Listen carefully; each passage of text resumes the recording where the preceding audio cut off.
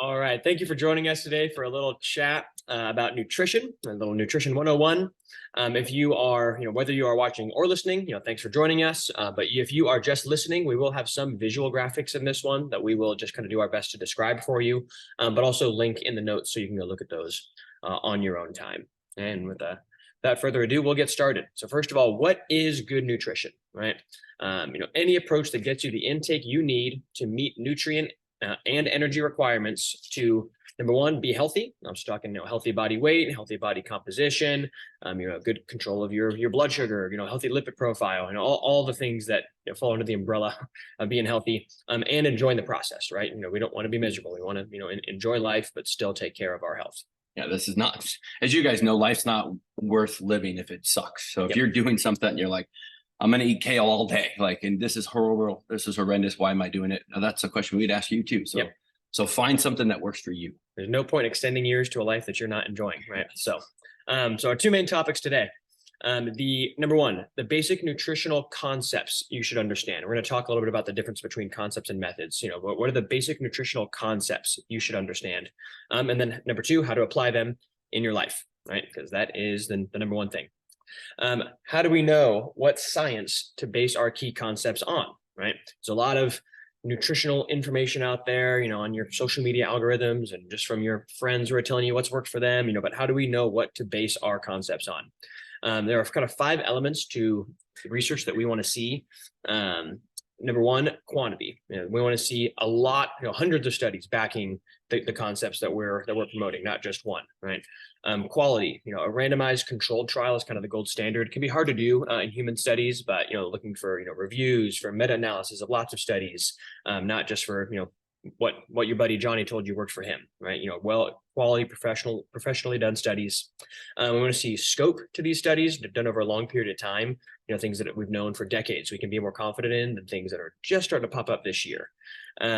Consistency, we want to see, lots of studies show the same results, and we want to see universality. We want to see different settings showing the same results. So studies done in different populations, different environments, still getting the same outcomes, right?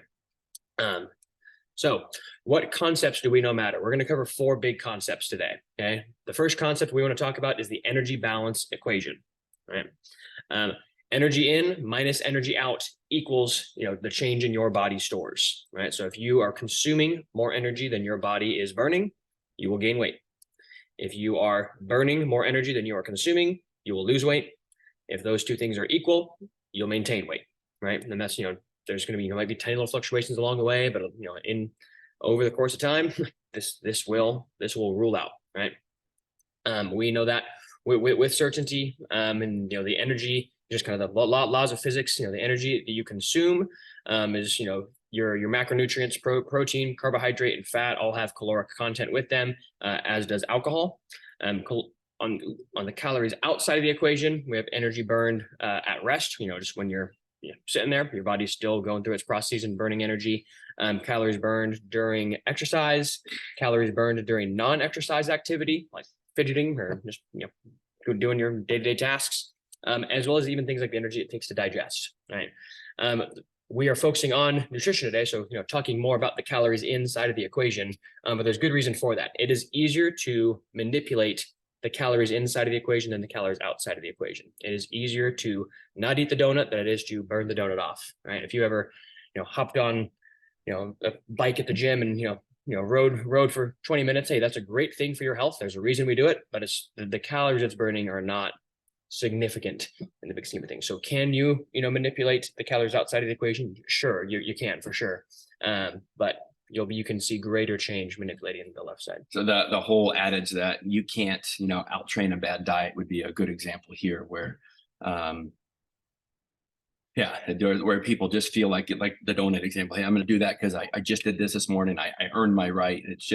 That's generally not a very healthy concept way to think of it. So keeping the kind of the main goal as we kind of dive into this more, this is just a good thing to kind of keep in the back of the brain. Exercise because it's good for you, and worry about nutrition for weight management. Second concept we want to talk about: focus on protein. Okay, why are we highlighting protein? We need it to build muscle and a host of other functions in the body. It is kind of irreplaceable. Other nutrients can't do what protein can do. Our body can't store it as well. Like we can, store a lot of fat in the form of adipose tissue. We can store carbohydrate in our liver and our muscles, but we can't store protein as well. So we need it frequently. It's satiating. So if weight loss is your goal, it helps you eat less total calories if you increase your protein. 200 calories of protein is going to be more satiated than 200 calories of another nutrient. So it helps you feel full with less. And it's comprised of 20 amino acids. Those are the building blocks that make protein up. 9 of those are essential. They cannot be synthesized if they are not consumed. So you have kind of no other choice other than getting this in. This is vital. And that's like just the whole kind of plant versus animal-based protein here. You'll see a lot of stuff where, hey, these aren't complete, these are complete.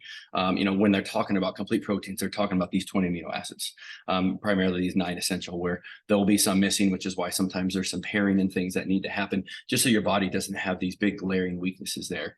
We're not going to get into any depth on that today, but yeah, there's a lot of variables and differences between your animal and plant-based. And then another thing on just kind of protein being satiating, it's also helpful from that calories that your body will burn. There's a thermic effect from protein that is much, much higher than it is in fat and carbohydrates. So just another aspect of why this is we like to kind of do a protein forward or protein centric kind of nutrition. Yeah. And then, so great, you're all bought in, we've convinced you, but how much, right? The RDA for protein is to survive, not thrive, is what we like to say. The kind of the opposite of our motto with this team: thrive, not just survive. It's about 0.4 grams per pound of body weight, and that's based on just not falling into kind of a nitrogen deficit, to kind of get into the chemistry a little bit. But it's just to survive, not thrive. Ideally, we want to be much higher than that. We want people to be around 0.7 to 1 gram per pound of body weight, and most people are not there. So we'll kind of talk a little bit more later on about ways to help get you there, methods to get you there. But generally, if you are into the numbers and tracking your daily grams of protein, we'd want to see you more on the higher end of that range for sure. And just something, again, we were talking about the different studies, some things that are important. The RDA, they came out with this, and I think it was in 1968. So it's been around forever, hasn't been updated. I have no idea why. Doesn't really make sense. But just something to kind of keep in that grand scheme of things too. And again, your 20 grams of chicken breast versus 20 grams from lentils, you're looking at a very different capacity or density, I should say. So, how much would you need this one particular food to hit this number versus another one? So, like I said, we'll dive into this a little bit more as we're looking at kind of the plate and what it could look like. But as a general rule of thumb, a little bit more protein kind of spread out is going to be a great thing to have. Yeah, thrive, not just survive. We want to be able to have enough muscle mass to get up off the couch and kick butt when we're 90, not just make it there barely, right? So, again, we'll come back to protein more. Concept number 3 for the day: get your fruits and veggies. Why? Disease prevention. Numerous studies, lots of different research linking higher fruit and veggie intake to decreased risk of all your major kind of chronic diseases. You're getting your carbohydrate intake packaged with a lot of micronutrients. So, as opposed to just having, why can I just eat table sugar? I'm getting a whole lot of other quality micronutrients packaged with the carbohydrate intake here, fruit and veggies. The fiber intake is good for digestion and gut health. The fiber and water content, similar to protein, helps me feel full with less total calories, right? I'm going to feel satiated sooner eating, 300 calories of strawberries than I would eating 300 calories of M&Ms, right? And just another thought on there too, it's just blood sugar's gotten a huge thing recently. A lot of people wear continuous glucose monitors. If you had most of if your foundation at least of carbohydrates was your fruit and veggies, you'd see a very different response. A lot of it is due to these micronutrients and the fiber that Kyle just mentioned. But that'll cause a much slower response and release from your body, as opposed to a big, M&M or sugar, rise and fall. So another thing, just help you, again, feel full, feel a little more satiated, feel more consistent, and not these highs and lows. Yeah. Cool. And our last big concept for the day is going to be prioritizing whole foods over processed food. And why do we care about that? More similar, stop us if you've heard this before, but it's more nutrient dense, right? Less caloric dense, more satiating, helping you feel full with less, right? So, greater micronutrient content. You're just going to feel all the same things we've already said, just going to feel better, satiated. If you're trying to, watch your diet and be restrictive, as you're, have weight loss goals or anything like that, you're going to feel better with less. You're going to be healthier, but still enjoy the process. Think progress, not perfections. There's a good graphic here from PN on the right, talking about, in these different categories, grains, veggies, fruit, etc. What is a, pretty whole food option, brown rice, sweet potato, apple. What's kind of a somewhere in the middle option, white rice, sweet potato fries, applesauce. What's a very processed option, cereal, sweet potato pie, applesauce muffins, right? So in our modern diet, you're probably not going to eat purely whole foods. You're probably not, a caveman's scavenging the earth, millennia ago. But can you stay towards the left side, the more whole food side of the spectrum as much as possible? We have another graphic here, kind of going over the caloric intake of two different meals that at first glance look kind of similar. The first one being a fast food burger with fries, the other meal being a 6-ounce steak, medium baked potato, 2 cups steamed broccoli. So first glance, it looks like pretty similar plates. They both have some protein, carbohydrate. There's something colorful on there, but when you break it down, you see that the fast food burger with fries does not have the same protein content, does not have the same fiber content, does not have the same micronutrient content, as well as it's almost twice as many calories as the whole food option. So again, they might look similar at first glance, but just prioritizing whole foods over processed will naturally bring you more nutrients, less calories, feel full with less. Mm-hmm. Probably enjoy it better too. And Yeah. I think your gut would appreciate it as well. So you're bought into these main 4 concepts, energy balance equation, focusing on protein, focusing on fruit and veggies, prioritizing whole foods over processed foods. What do you need to do? How do we start to put that into action? Right. So number 1, determine your goal. What am I trying to do? Are you trying to, gain weight, put on muscle? Are you trying to, lose weight, lose body fat? Are you kind of just wanting to stay about the same weight, but just improve health? What is your goal? It might be, at some point in your life, it might be all of these things at various times. But what are you trying to do? What is the main priority for you? Okay. Number 2, assess your starting point. What are you currently doing? So this could look like, calorie tracking. Again, if you're really into the numbers, could look like hand portion tracking. We're going to get into what hand portions are in a second. Could just look like a food journal, just kind of noting down, hey, what do I eat right now? If you might not have any consistent habits, then that might make it hard to make changes if there's not much of a consistent baseline that you're starting from. Right, so kind of getting to a consistent meal times, consistent meal options can be very helpful. And then step 3, make the plan. Hey, what am I going to change? Hey, this is my baseline. This is where it has me at. I want to get here. Well, what am I going to do to get there? You can't create change and outcomes without having a change in action, right? So what are you going to change? What we would eventually like to kind of get towards is building your plate based on these concepts we talked about earlier. So prioritizing protein, fruit and veggie, whole foods, and then this will naturally help you eat the right amount of total calories for many of you, but then you can adjust up or down based on your goals and your results from there. Right. So we're going to introduce kind of these PN hand portions here. The serving of protein is a palm of protein. A serving of vegetables is a fist of vegetables. You imagine a fist amount of broccoli on your plate. A serving of carbohydrates is going to be a cupped handful of carbohydrates, whether that's cupped handful of rice or a big piece of fruit or whatever that might be. And a serving of fats, whether that's nuts or oils or would be 1 thumb, right? Yeah, as I said, just kind of taking the thickness of your hand, as you notice, like Colin, mine, I would say our hands are a little bit different. Like my daughter, her hands are very different from mine. So it'll kind of naturally help adjust based upon who you are and what your needs are. I'm going to get more specifics of how many of each when, but it's just a nice thing that you always have with you. So it's from a simplistic standpoint, it's much easier than weighing your food all the time. Although there's some value to doing that just to really get an idea. But your hands, your fists, those things are with you wherever you go. So it's just easy to give you kind of a simple reference there of, people always talking about, well, portion, how much should I have? What should I do? This is just a simple, great, easy way that we've had a lot of success with. Yeah, and we can link more information about this in the notes, but Precision Nutrition has really found massive success getting people to use these portions funds, and can be sustainable, easier to use than calorie tracking for some, and that the estimate can be all they need to have some method of tracking to make the change that they're looking to make. Right. So knowing that these are your portion sizes, well, how much of these do I put on my plate? Right. Well, that's going to depend on what you're doing and what your goals are. So here are some example plates. Again, another graphic here from Precision Nutrition. This first graphic, first example up here at the top, someone with pretty minimal activity, no purposeful exercise, less than 6,000 steps a day, and their goal is to lose body fat and overall body weight. Well, they're not going to need to take in a whole lot if that's their goal and they're not being very active. But look at this person. They're still prioritizing their protein. They're getting in 2 palms of protein. They're getting in 2 fists of veggies, but maybe just 1 cupped handful of carbohydrate and 1 thumb of fats might be enough for them to get the energy intake they need for their goals, right? As we move down the graphic here, we see, these next 3 examples are all for someone who's, more moderate activity, 3 to 4 workouts a week, 6 to 10,000 steps a day. A lot of people watching this call might fall into that realm. But these different examples have different goals. First one is to lose fat. Next one is to improve health, maintain body weight. Last one is to gain muscle and gain weight. So you can see the differences in their plates.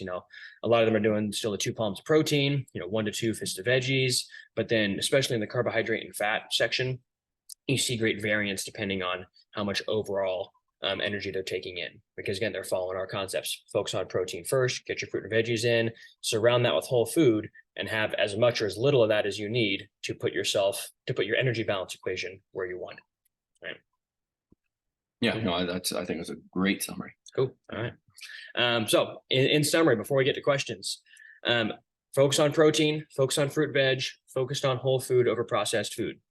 Understand your caloric balance equation so you can make adjustments to your total intake up or down based on what you want and what's happening, right? And be better. Don't worry about being perfect.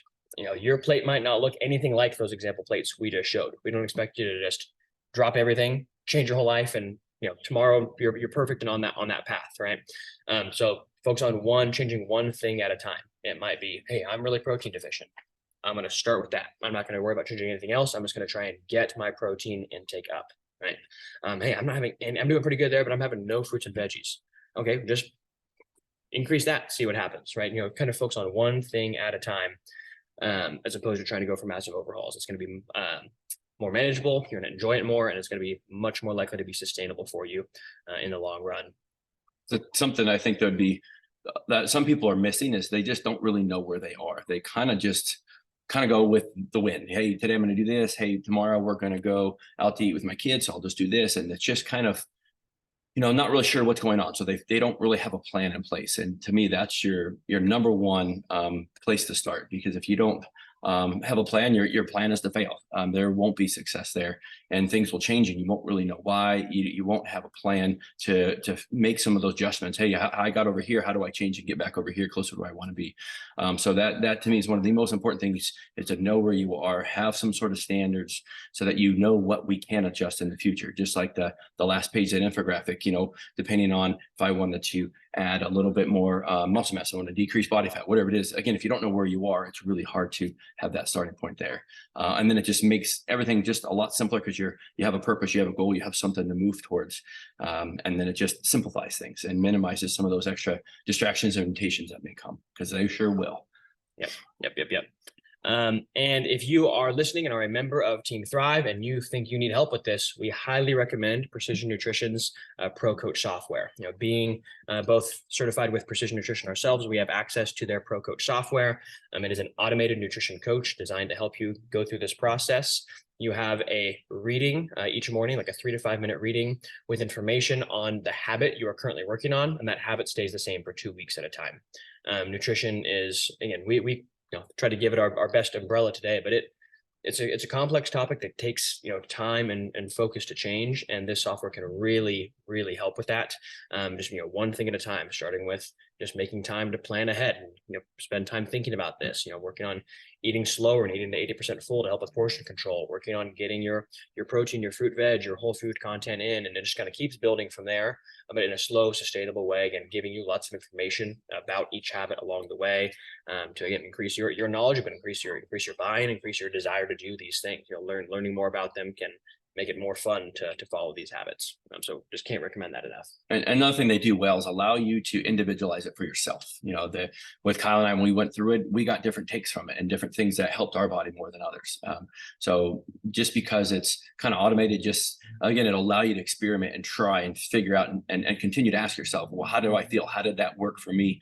How did I respond to this versus that? So it's just super helpful. And even if you feel like you have a pretty good grasp, there's a lot of little tidbits that you can pick up, and even, again, helping out your family, your friends, your acquaintances. Sometimes people will be like, man, what are you doing? How can I get some of that? It just gives you more tools, and being able to affect, like I said, yourself and others through modifying your behaviors, which is why we just can't recommend it enough. Yeah, the customizability Peter mentioned makes me remember to come back to that kind of discussion of concepts versus methods, right? So we went over some concepts we want you to follow. You know, we encourage you to try different methods to follow those concepts. You might need to tinker around and find, hey, which protein sources do I enjoy the most to help me get my protein goal? Hey, what are my favorite ways of preparing vegetables so that I enjoy them, so that I can get my veggie intake up? And again, whether you're doing that on your own or with PN, finding the methods that align with these concepts is kind of the name of the game. I'm good. All right, so get into some questions we've received ahead of time. We had a few great questions today that we wanted to get to, in addition to doing our overview here ourselves. Our first one is, give me just a moment here.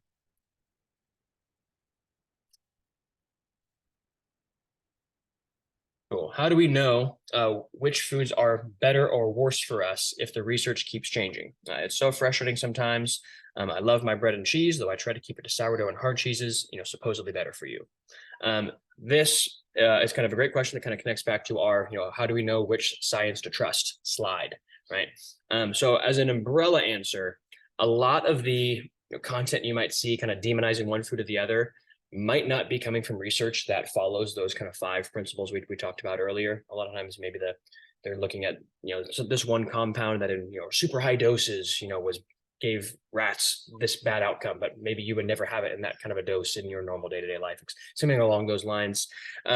So our main concepts are, kind of what we just try to get people to focus on whole foods, more over processed foods, but then focus on what works for your body, particularly. So, in the case of bread or cheese, hey, how do you respond to that personally? Because although on a population level, it might be okay, hey, that doesn't mean you might not have a problem with it, right? You have any elaboration on that? Well, I was going to say, just sometimes when people, if they have it all the time, you don't really know, because you're just, this is normal. This is all I know. So something I like to do is kind of elimination type, like, hey, if I really want to know how my body does with breads or gluten or whatever it might be, let me take it out for anywhere from 3, 4, 5 weeks, some period where I have it out, and then I might eat like kind of a nice big bolus dose, and then notice, how do I feel when I'm eating it? How's my digestion? What am I like an hour later, 4 hours later? How's my energy? Am I sleepy? Am I an energy? Am I fired up, ready to go? My joints achy. So just taking, again, what's out there, universal wise, but then kind of how is it for me? How do I respond? And use that as kind of the final marker there. The studies are really good to give us some ideas, but they're not going to tell you everything about you. And they're going to look at things more from like a median or a bell curve, and say the majority of people, are here, but there's always going to be a standard deviation. So there's going to be outliers.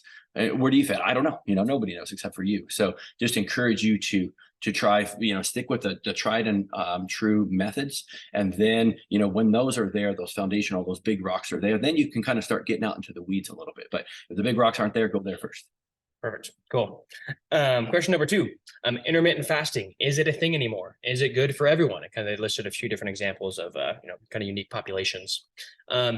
Intermittent fasting overview is that research shows that if the total amount of calories are controlled, there is no additional benefit to eating them in a smaller window in terms of your weight gain or loss. So if you took 2 people, I'll say, not 2 people, but two groups in a study, one group is fed the same intake over a 12-hour eating window. The other group is fed the same intake as group 1, but in an 8-hour eating window.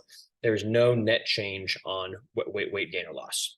But all that means that intermittent fasting is not like magical. There's no extra bonus from eating in a smaller window of time.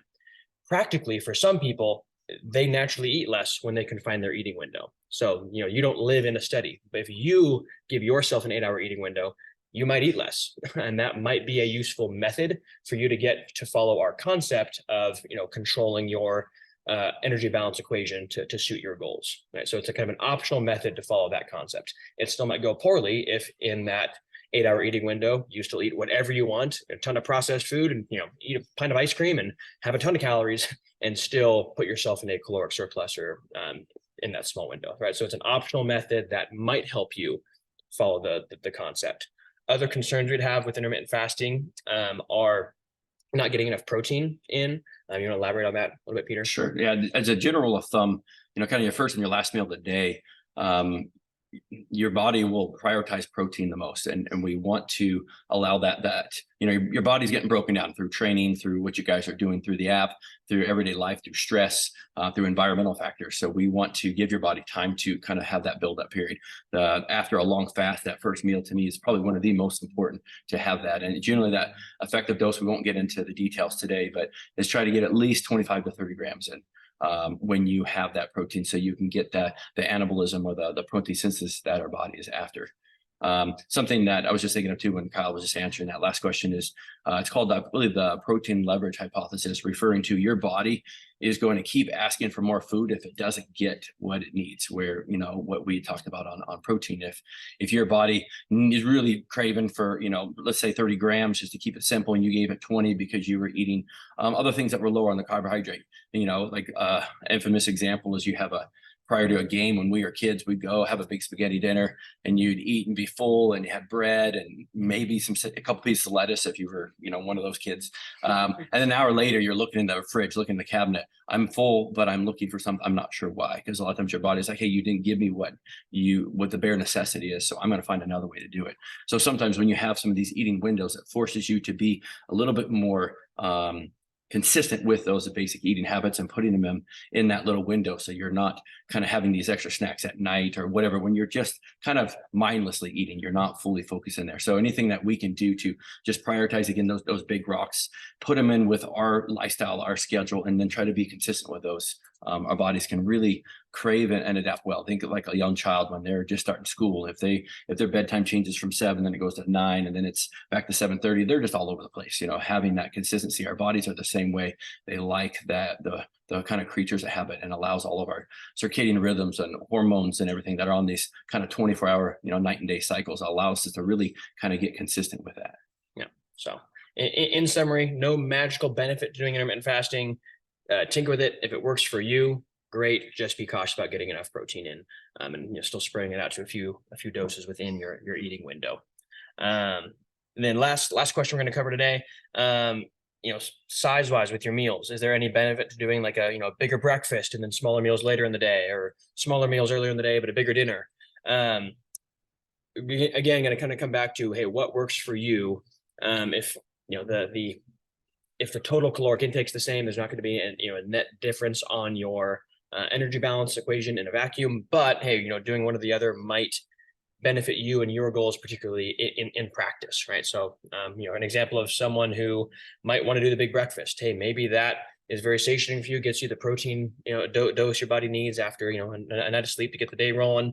And then it helps you feel full throughout the course of the day. So you're able to make better choices later on. You're not, grabbing snacks in the break room and, pounding 2 bags of hot Cheetos because you only had a Starbucks coffee and a, tiny little, egg muffin on your way into work that day. So maybe, overall, the bigger breakfast help you do what you were trying to do. Someone might want a bigger dinner if there's someone who's trying to say put on muscle mass, but they just really struggle to put food down. And if they eat a big breakfast, they're just too full the rest of the day. They can't put anything in their body. So they might benefit from eating more later. Any other? Something I like this too is with when you're training, when are you most active? Yeah. That's generally around when you're going to want to have a lot more of those. And you'll probably notice it's a stimulant of your appetite. That's kind of the whole, when we were talking about like, I'm going to do this exercise so I can get this donut, there's a reason for that. Hey, the more activity I do tends to drive hunger, tends to drive that stimulation for that. So that's something that you can kind of work on. If you train early in the morning, a big breakfast is probably going to be really important, and it's probably going to be easy to get down that food because your body's just expended a lot. And so it kind of wants to rebuild the store so it's ready for whatever that day comes. But yeah, kind of, we're talking about the protein again too, is like kind of prioritizing that with those different meals so that when we check those boxes, and then the kind of fat carbohydrates like that slide, that depending on what people's goals were, then you can kind of vary some of those more or less. Something with people, like if they're trying to gain weight, I've had a lot of success with people having more liquid calories in there, where people that are trying to really maximize their nutrient efficiency and keeping their calories, on the lower end. The last thing I want is them to drink anything, because it's going to be much easier for the body to digest and get those through the system even quicker. So those are all kind of good factors and things to ask yourself, but kind of back to what are we eating? What are we tracking? I don't know, where are we at? So having an idea of where that is and then where we want to go can kind of help drive a lot of these, but listen to those body cues, listen to how you digest, see what your energy is like. And it can help make some of those better, more educated decisions. Yeah. So if you can't tell, a lot of the confusion in, nutrition education out there is because the answer is usually it depends. A lot of these questions, had, probably longer answers than we intended at the start, but, stick to your main concepts, playing around with the exact methods that help you follow those concepts. Right. So great questions. Thanks for the submissions, and we look forward to more of those in the future. I'll come back to that in summary slide one more time. Focus on your protein, your fruit, veg intake, whole food over processed food, understand your caloric balance equation and manipulate it as desired for your goals. Be better. Don't worry about being perfect. Focus on one thing at a time. And if you need help with this, again, you remember a team thrive. Can't recommend Pro Coach enough. Yeah, it's included. Yep. Take a look. Yep. You're already a part of the team. We just want to help you thrive, not just survive. So anything else, Peter? No, that's it. Thanks, guys. Looking forward to talk to you next month. Yep. Appreciate it. Appreciate your time.